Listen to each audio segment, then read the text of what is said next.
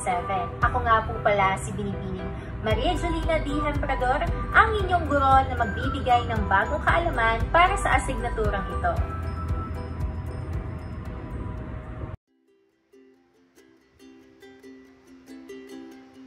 Module, Likas na Batas Moral, para sa ESP 7, ikalawang markahan. Narito ang mga mahalagang kasanayan sa pagkatuto, o MELC. Una, nakikilala na tatangi sa tao ang likas na batas moral dahil ang pagtungo sa kabutihan ay may kamalayan at kalayaan.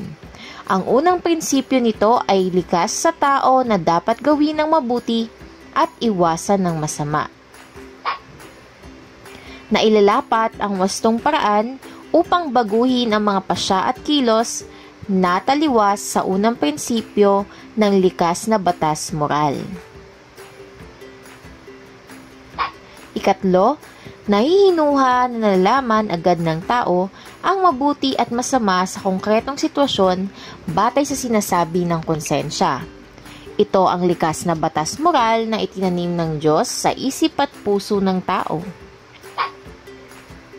Nakabubuo ng tamang pangangatwiran batay sa likas na batas moral upang magkaroon ng angkop na pagpapasya at kilos sa araw-araw.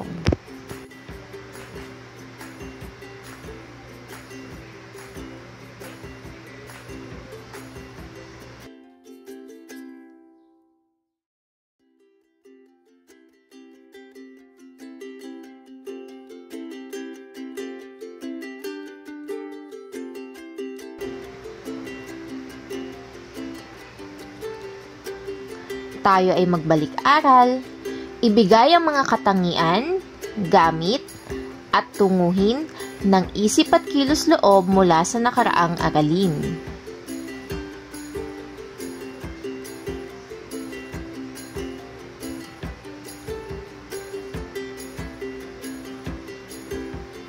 Ano nga ba ang konsensya?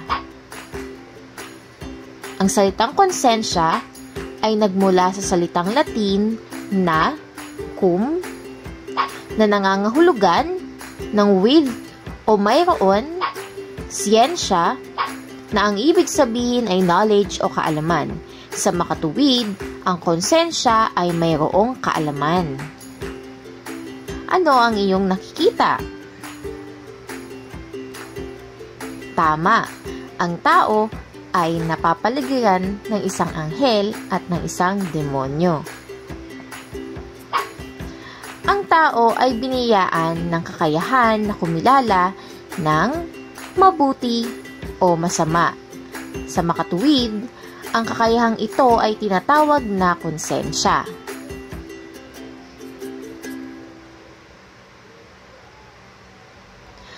Ayon kay Santo Tomas de Aquino, ang paglalapat ng kaalaman ay maaaring magawa sa pamamagitan ng mga sumusunod na paraan. Una, sa tulong ng konsensya, nakikilala ng tao na may bagay siyang ginawa o hindi ginawa. Ikalawa, sa pamamagitan ng konsensya, nahuhusgahan ng tao kung may bagay na dapat sana'y isinagawa, subalit hindi niya ginawa, o hindi niya dapat isinagawa, subalit ginawa.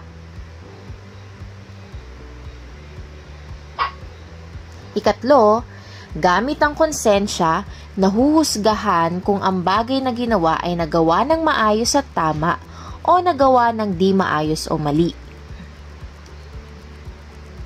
Sa makatuwid, kung ang konsensya ay nagsasabi kung mali o tama ang ginawa ng tao, saan nga ba ito matatagpuan at saan ito nakasalig? Ang konsensya ay nakaangkla sa isip ng isang tao. Ang likas na batas moral ang batayan ng konsensya sa pag-alam ng tama o mali.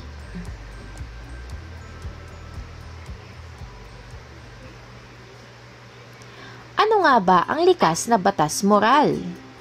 Narinig mo na ba ito?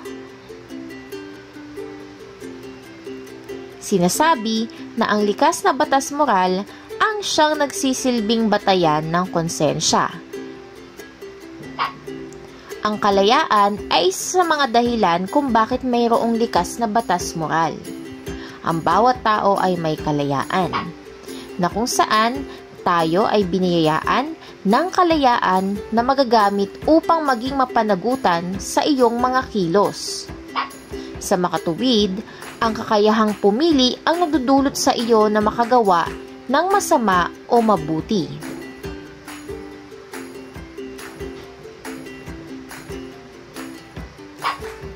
Ang layunin ng batas o ng likas na batas moral ay ang kabutihan ng tao. Sinasabi na nakaukit ito sa pagkatao ng isang individual, kaya't ang unang prinsipyo nito ay likas sa tao na dapat gawin ng mabuti at iwasan ng masama. Ang layunin ng likas na batas moral ay magsilbing patnubay sa pagpili ng tama at mabuting desisyon sa buhay.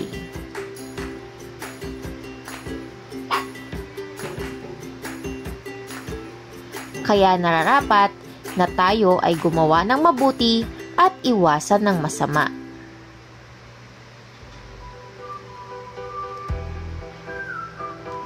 Mayroong mga katangian ang likas na batas moral.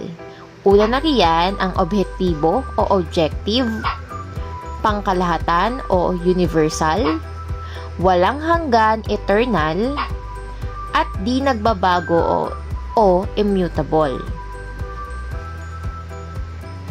Objektibo. Ito ang unang katangian. Ang batas na namamahala sa tao ay nakabatay sa katotohanan. Ito ay nagmula sa mismong katotohanan na kung saan ito ang ating Diyos. Ikalawang katangian ay ang pangkalahatan o universal. Dahil ang likas na batas moral ay para sa tao, sinasaklaw nito ang lahat ng tao. Nangyayari ito sa lahat ng lahi, kultura, sa lahat ng lugar at sa lahat ng pagkakataon. Kahit sino ay kabahagi o sakop ng likas na batas moral. Ikatlong katangian ay walang hanggan o eternal. Ito ay umiiral at mananatiling iiral. Ang batas na ito ay walang hanggan, walang katapusan at walang kamatayan dahil ito ay permanente. Ito ay umiiral at mananatiling iiral. Ikaapat na katangian ay hindi nagbabago o immutable.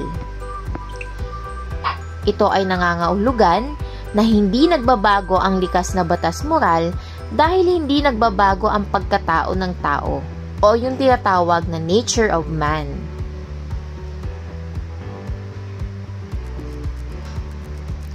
Ano nga ba ang mga prinsipyo ng likas na batas moral?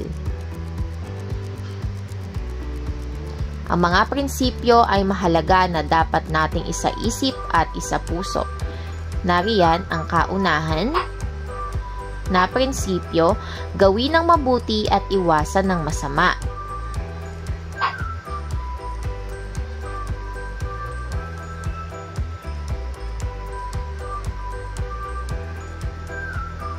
Sa paglakad sa buhay sa mundong ibabaw, napakahalaga na bawat pagpili mo sa mga bagay na dapat gawin ay laging isaalang-alang ang gawaing patungo sa kabutihan. Hindi yaong mga bagay na magdudulot ng kasamaan sa sarili at sa kapwa. Katulad na lang ng mga makikita natin sa larawan. Pagtulong sa kapwa, sa mga nangangailangan, sa nakatatanda at marami pang iba. Ulitin natin, gawin ng mabuti at iwasan ng masama. Yan ang unang prinsipyo ng likas na batas moral. Ikalawang prinsipyo. Ito ay prinsipyo ng likas na batas moral na makikita sa kalikasan ng tao. Una, kasama ng lahat ng may buhay, may kahiligan ang tao na pangalagaan ang kanyang buhay.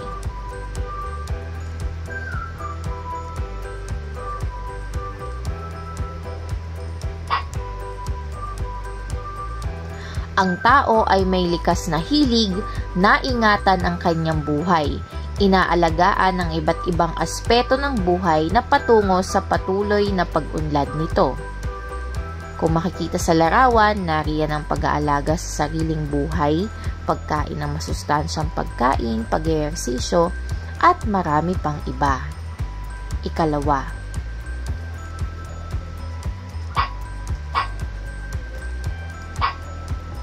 kasama ng mga hayop, mga nilikhang may buhay at pandama, likas sa tao, nilikhang may kamalayan at kalayaan, ang pagpaparami ng uri at pagpapairal o pagpapaaral ng mga anak.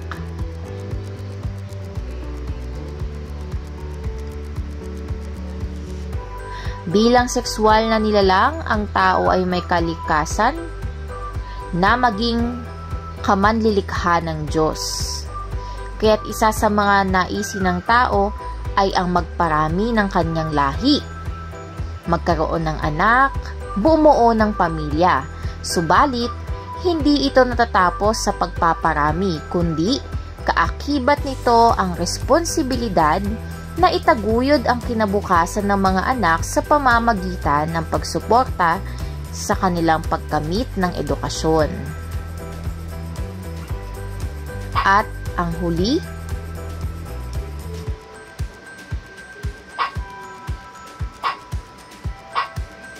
bilang rasyonal o may isip na nilalang, may likas na kahiligan ang tao na alamin ang katotohanan at mabuhay sa lipunan.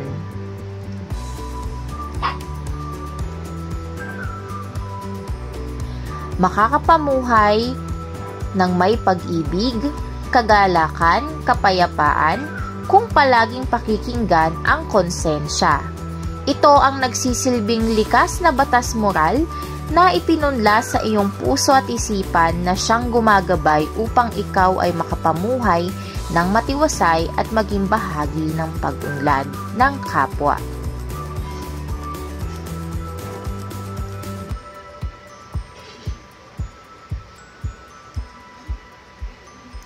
Gamit ang nakalap mong kaalaman sa akiling ito, gumawa ng pakahulugan sa likas na batas moral at sundin ang graphic organizer na makikita sa susunod. Gawin ito sa iyong sagutang papel.